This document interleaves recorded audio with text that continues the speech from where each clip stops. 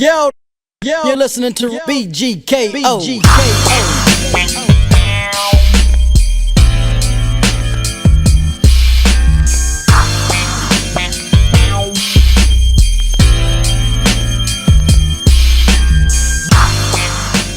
Damn, that was loud. Okay.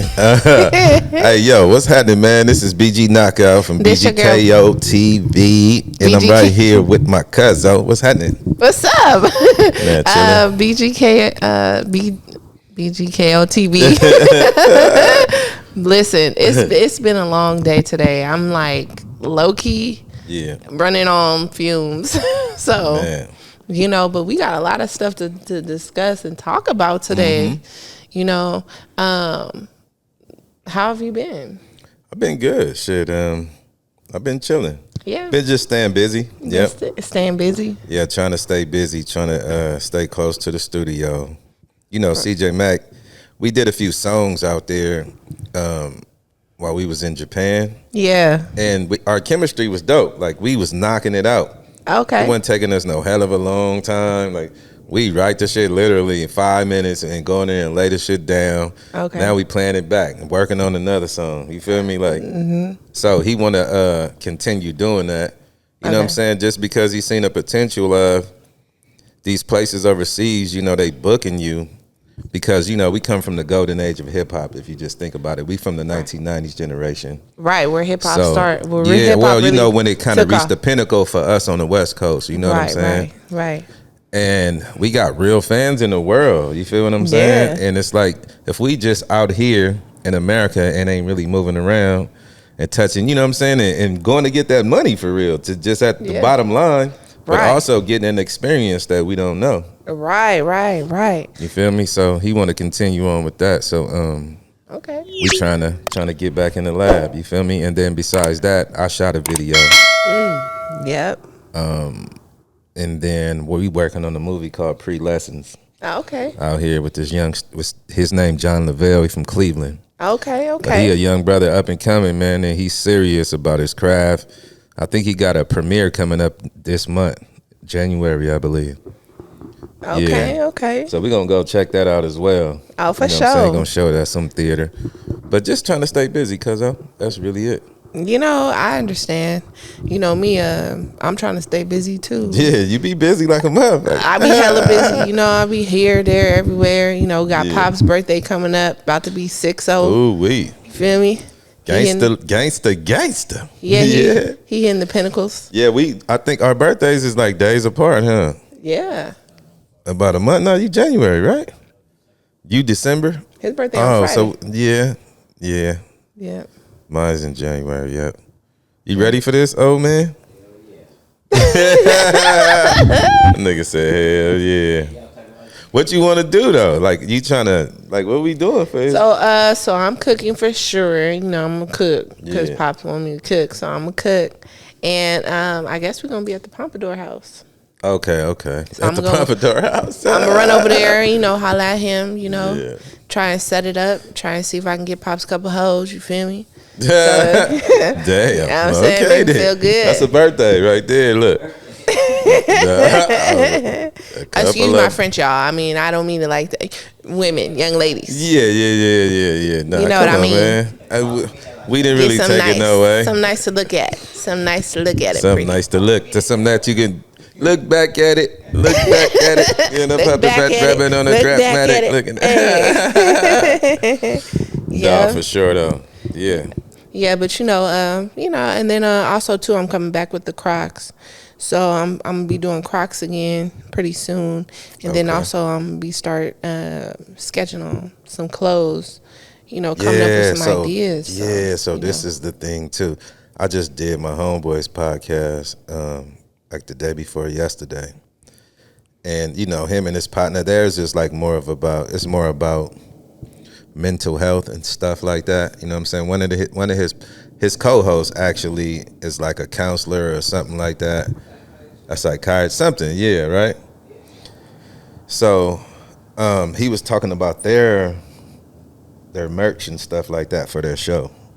Oh wow! So I'm like, we need to do that as well. Like we need to be on it. We need to do that shit like ASAP too, and put that up on. You know what I'm saying? Yeah. And put it up on our website and shit like that. So we got to get cracking. So yeah, you guys, we are coming out with the website and all of the actual social medias. We just trying to in the back office get all that together. So you guys will have all those links and everything all in descriptions pretty soon. But everything is being done. So just know, you want to get everything correct and not just be throwing it on there. So we just getting the content together and then getting it all where we need it to be so that way you guys can interact with us and also get to know Knocc a lot better, because I know a lot of your fans want to get to know you, you know what I'm saying, on a better perspective. Yeah, I mean, I like to keep some things about myself private, but of course.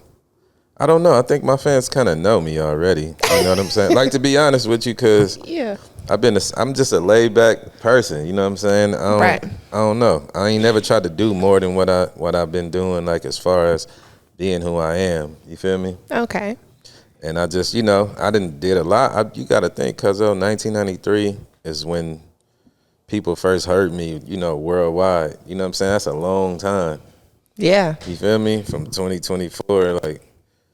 And it's just, I done been around. Like, I done seen a lot of people, and these countries that I done been to, man, which is, I feel so good about, you know what I'm saying, going to get that privilege to learn them cultures and stuff like that.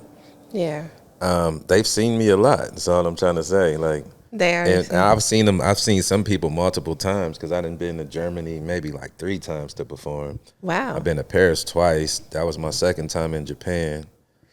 And some places I haven't been back to, you feel me? But I think they kind of know me, you feel me?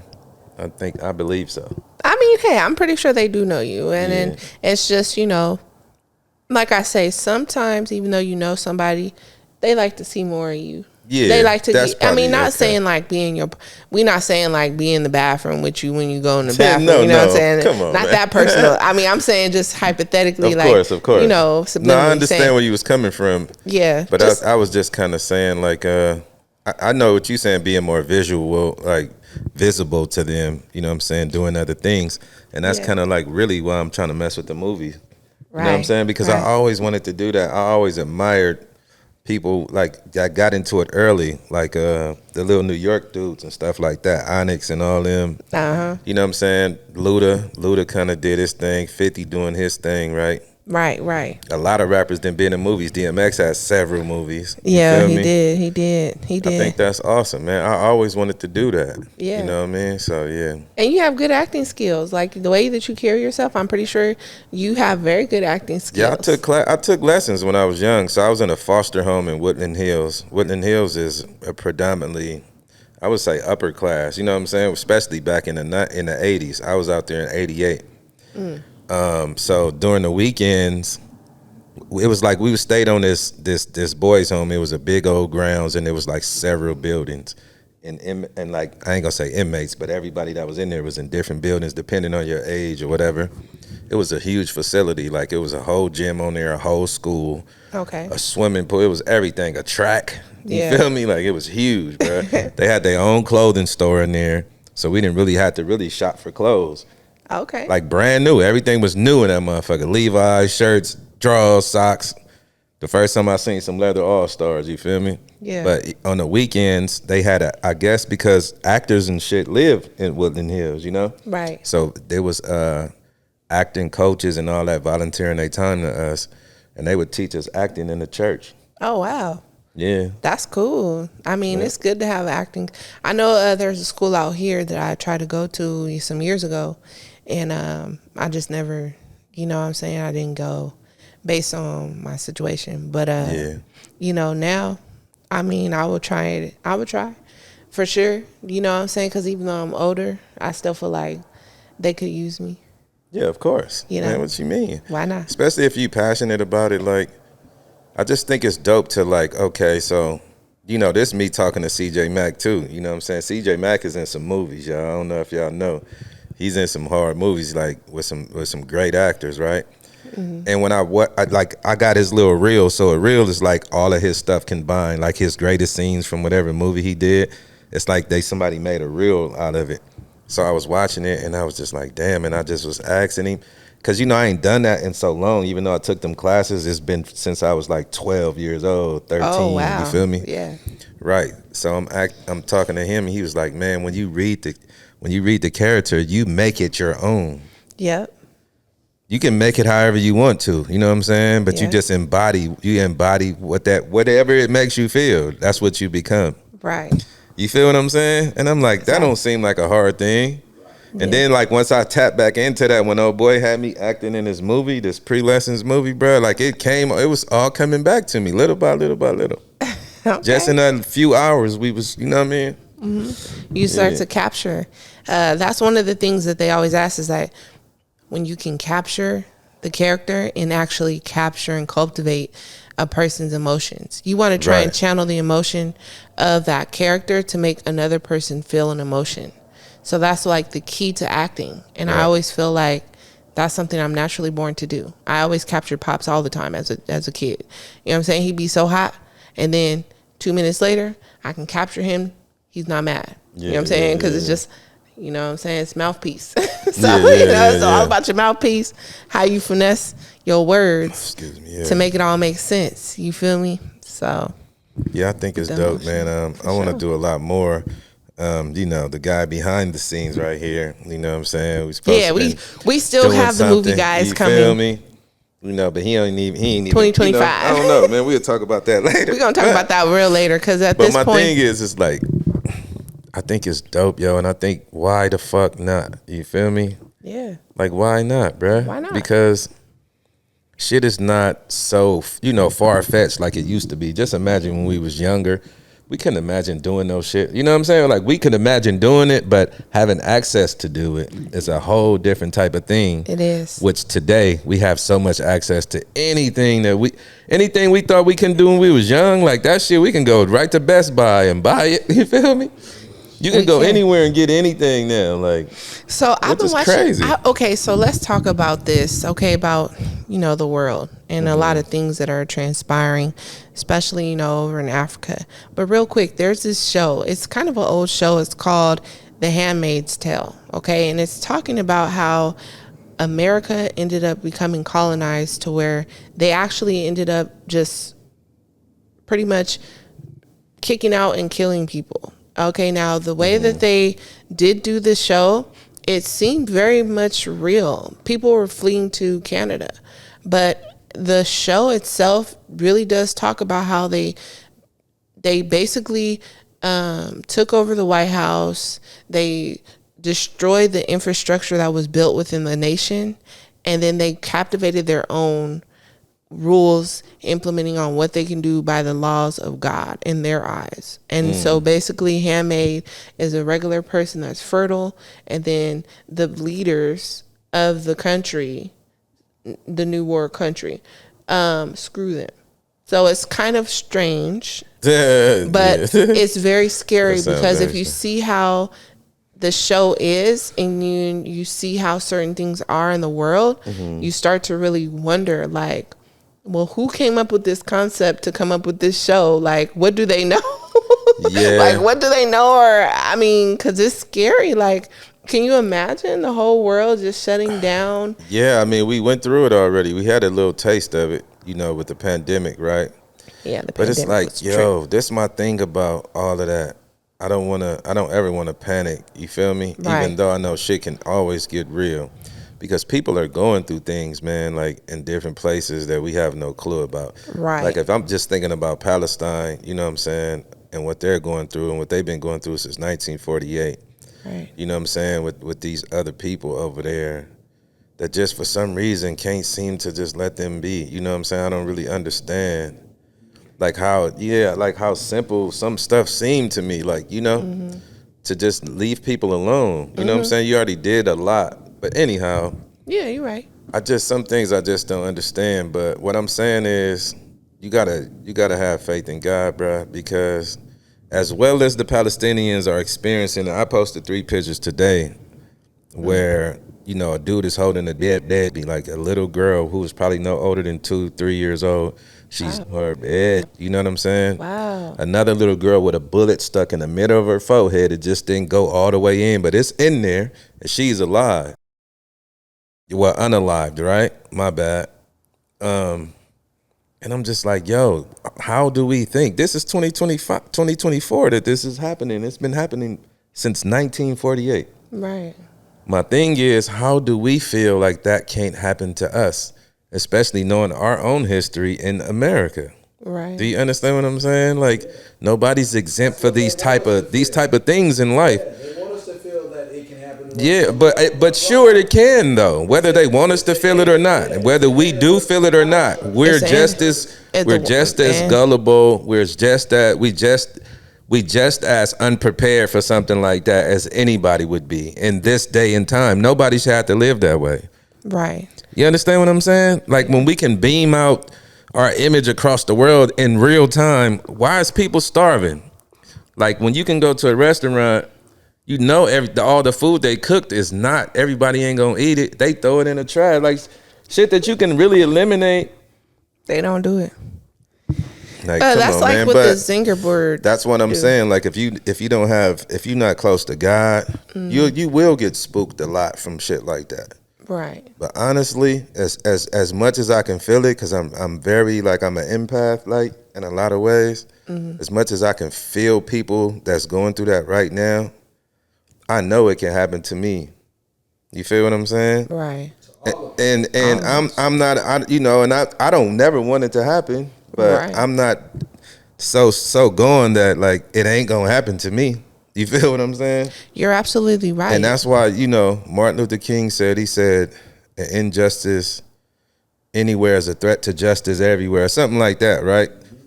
So, it's like you have to, when you see somebody getting treated that way, the very least, if you don't feel bad about it because it ain't you, something is wrong with you. Right. Like real talk. You know what I'm saying? Yeah. Like, whether I was Muslim or not, bro, like that, I don't ever want to see nobody get treated like that. Like, man, this baby's in the lady's stomach. Like, ladies have been watched with AK-47s, M16s, with the baby in their stomach still. Oh, wow. That's so What are you crazy. talking about? You know what I'm saying? Like, unalive, though. I'm sorry about that. I'm sorry. I went too far, probably. It's a touchy subject for sure. And much crazy, blessings to Palestinians. We don't at all wish to see any human being treated nobody foully. And it's sad. You know what I'm saying? Especially when the war was happening over there in Iraq. But that's what I'm saying. How could you be a human being though? Like, and you see another human being experience something like that, you can't, and you don't feel no type of way because it ain't you. Like, I really don't understand that. Like, I swear, I can't make sense of that. That's a person that doesn't have empathy, emotions, a heart, or anything. Or really, I mean, hey, I don't know at this point, are you demonic? Because I mean, if you see, to be honest, as humans, you can't not see a person become unalived and not gain some type of emotion if it's happening in front of you. You're gonna cry. You're gonna shed a tear even if you don't know them, because it's just the fact of life is no longer. So anyway, that's just a lot of different things. A lot of different things that are real touchy. And I actually want to just talk about something a little exciting. What? As for me, I would like to talk about this verse that Tory Lanez did. I know I don't That's care. Cool. That's cool. The verse is so hard. Like, the man is behind bars and he is just eating up every single bar. Like, he got bars. Like, he didn't sing nothing. Okay, he didn't sing not a tune. He just came like butter. In his lyrics, and his situation is unfortunate for sure, because I mean, truly and honestly, I just don't see that. I don't see him being there like that. Yeah, free Tory, man. Tory seemed to be a good guy, man. I can't really, people make mistakes, and I don't think it should be held against him whether he did what he's in there for or not. You know what I'm saying? I don't like to see people going to jail. And I really don't want to see nobody get hurt either, because Megan, supposedly shot. Who knows? But free Tory, man, because I know of other rappers speaking about, like, it's a rapper, I think he from New York. What's his name? The one that said, "I knock your teeth out, knock your teeth out." The dark-skinned dude from Brooklyn. He went to jail, got caught up in a RICO or something like that. Was he part of Casanova? Casanova? Yeah. Yeah, so he in jail for like he got caught up in like a RICO with his gang in New York. Okay. He's in jail. He's in the feds or something like that. But anyway, today on social media, he had a post up saying how much he loved Tory Lanez. He said, he said, "You the realest nigga I ever knew. How Right. you in jail sending nigga, sending money to another nigga in jail, Right. and helping them out enough money that I wouldn't need for a whole year. Like, Wow. I can eat for a whole, you know what I mean? That's what's up. Like, come on, bro. Like, because people ain't that solid. You know what I mean? he's a solid dude. And they in way different places. Tory's in California. He on the East Coast somewhere. Wow. But see, everything is strategically done with him. Tory don't do nothing without being strategical. I just think he's a good dude. He's a good dude, but he does everything with strategics because if you're an artist, he's strategical. He's strategical. I just probably made that up, guys. No, it's okay. No, I'm just tripping off. You like Tory though? That's what I'm really getting out of it. I do. I mess with him. He's cool. I like his music. Regardless of his own, just because a person doesn't act, right, doesn't necessarily mean I'm discredit their talent. Just like with R. Kelly. Okay, I'm still gonna rock with R. Kelly's music because why? Because it's the music amazing. hard. You can't do nothing about amazing. That. Yeah, the music. He ain't did it with the music, y'all. He did it with his behavior. If he did it, I ain't trying to say he did anything. Right, allegedly. But whatever, you know what I'm saying. Whatever he went through, the music, you can't take that away from nobody. You can't take that, and it's and then this is my thing about humanity, bro. Ain't nobody perfect, bro. Everybody got some bullshit about them. They I'm do. telling you that that they didn't been through and don't want nobody to know. It's a lot of shit. You know what I'm saying? So it's like not taken away. Like again. These some serious allegations that people are being, they are, in jail for and all that. So I don't want to ever discredit that shit either. But yeah, come on, bro. Ain't nobody squeaky clean at the end of the day. You know what I'm saying? Like how America, you got to think America. They came and brought us from Africa and all these different places, right? And then the people was already here too, and enslaved everybody. Right. You feel what I'm saying? And now you come and creating all these laws as if y'all squeaky clean. Look, y'all, our blood's still in y'all hands. Man, listen, I feel what are like you talking about? Too much is going on right now. You know what I'm saying? All these trumped up taxes and just all of this madness that we gotta deal with. It's a lot. The racism that's institutionalized in this country. Yeah. From everything, you know what I'm saying? Just from the basic things of life for us. Come on, man. That's all I'm saying. Free Tory. Free Tory, man, for sure. On the real.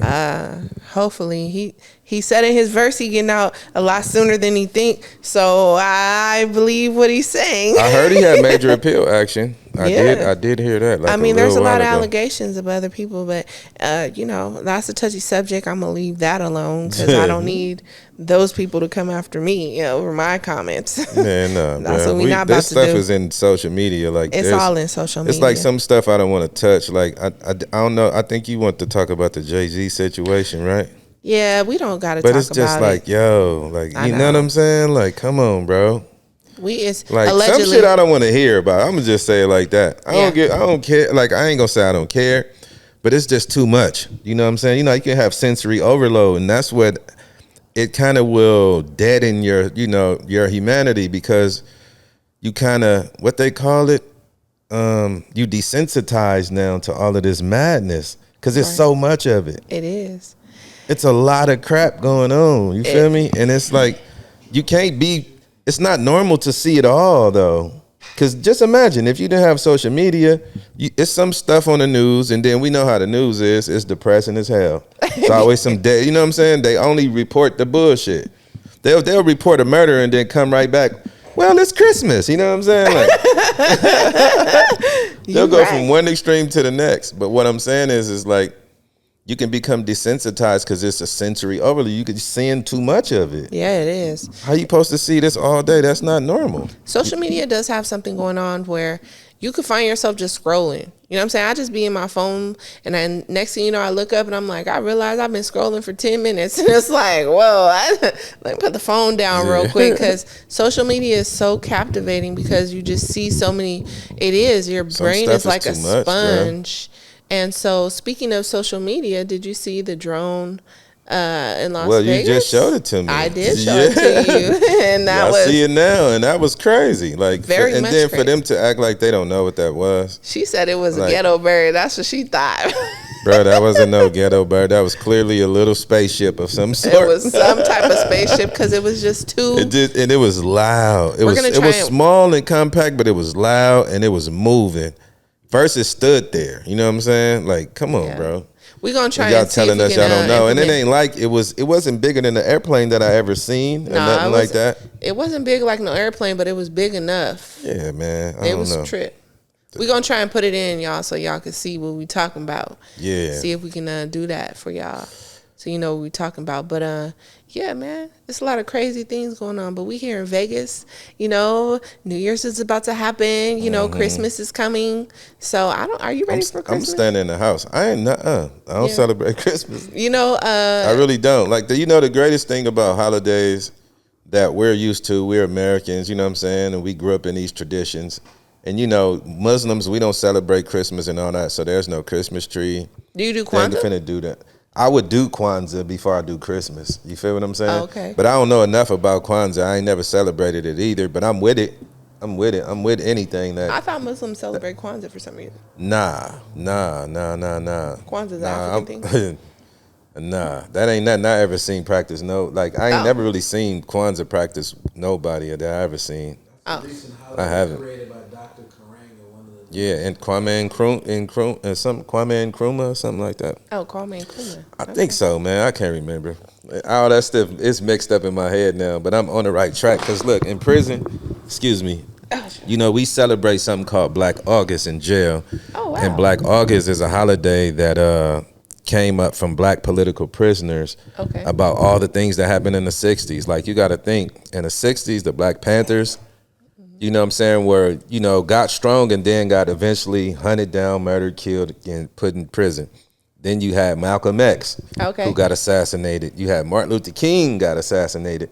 You had our greatest president, I feel, that ever existed in America was JFK, was assassinated. Yeah. All of these things happened in one decade. Yeah. So the world went through a great extreme in a matter of 10 years. Wow.